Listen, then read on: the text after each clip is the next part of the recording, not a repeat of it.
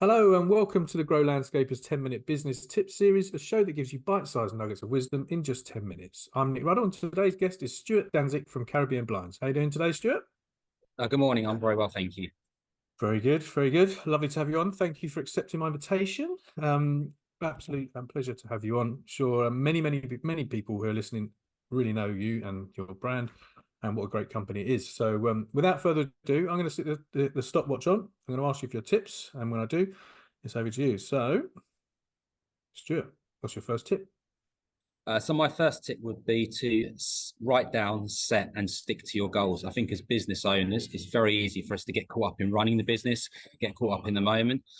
So by putting down goals, I'm not just talking about turnover goals, but if you're looking at building a new website, new lookbook, new catalog, setting up a showroom, put down them goals to make sure you see them every day so you stick to them. So if you are slipping because you've been really busy on a project, it just helps you get back on track. And I think for many of us, certainly in this industry, when our goals are about the long term and not about the short term. So we need to make sure we stick to our goals to help the business achieve its long-term goals.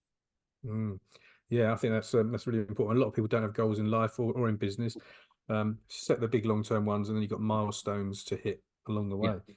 Very good, very good. So goals. If you don't have a goal, you don't know where you're going, and you can be taken off the path quite easily. I mean, it's like sticking to the main event and don't get distracted by the yeah, side shows. I think that's the thing. exactly. Good, Yeah.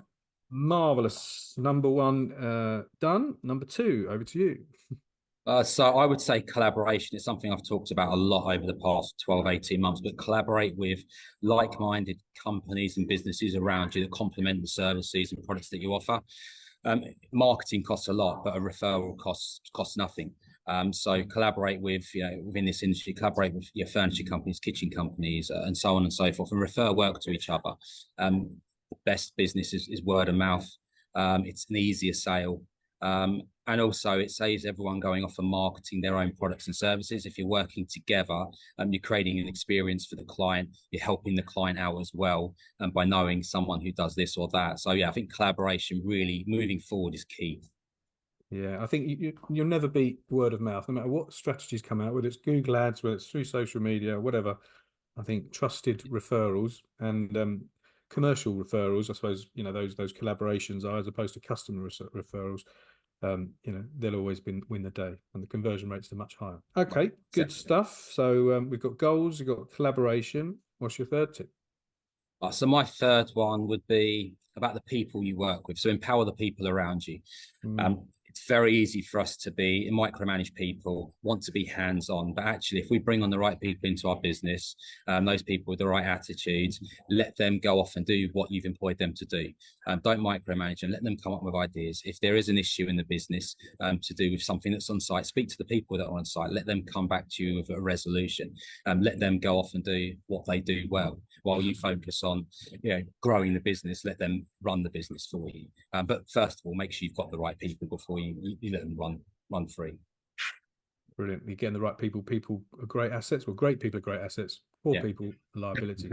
So how do you go about recruitment? And what do you look out for in recruitment? Just to sort of elaborate on that point a little bit. Yes, I mean, we as a company a few years back changed the way we recruited. We weren't too worried about the skills; it was about the attitude. So, Yeah. the people who met your brand values and ethos, and because you realistically you can teach them the skills. Yes, it's great if you can find someone with the right attitude and the skills, perfect. Mm. But if you can get someone with the right attitude, you can teach them the skills, and they become a long-term asset and value to the business. There's nothing worse than having someone who's got the right skills but just doesn't embody your brand or your values, and when they're on site, they just don't represent you as they should do. Yeah, I think that's so important. Can't really train a bad attitude, can you? So No. I think the rule of thumb is recruit good people with good attitudes and train them to be great. Yes, Because yeah, like you said, there's completely. not as many people with the great attitude and the great skills. But if you do recruit people with great attitudes and train them to become great employees, marvelous, very very good, very good, good thing to remember and to live by for anyone who's looking to recruit. Okay, so another couple of questions for you. As we know, it's a bit of a tough gig for a lot of landscape people or people in the landscape industry to recruit and attract the right kind of people. So, what do you think needs to be done, and what could be done better to attract more people to the landscape industry? Yeah, I think when you look outside the industry, when you talk about landscaping, people see landscaping as patio and grass. You know, if we look at new build developments, it's just patio and grass. So people think it is green finger people. But as we know, there's a lot more goes on in the landscape sector than just putting down some grass and putting a patio. So I think it's showcasing that, and it might sound a bit crude, but the sector is sexy. You know, it involves technology. Everyone's on tech now. We can do visualizations of gardens now. There's a lot of tech involved in developing the garden. So showcase that side of the business, and it will draw the younger generation into it, rather than them thinking from the outside it's just laying grass and laying patio. Actually, there's so much more involved, and the end result can be quite phenomenal with, as we've seen with the schemes that are done. So I think showcase the tech side, showcase the innovative side of the industry.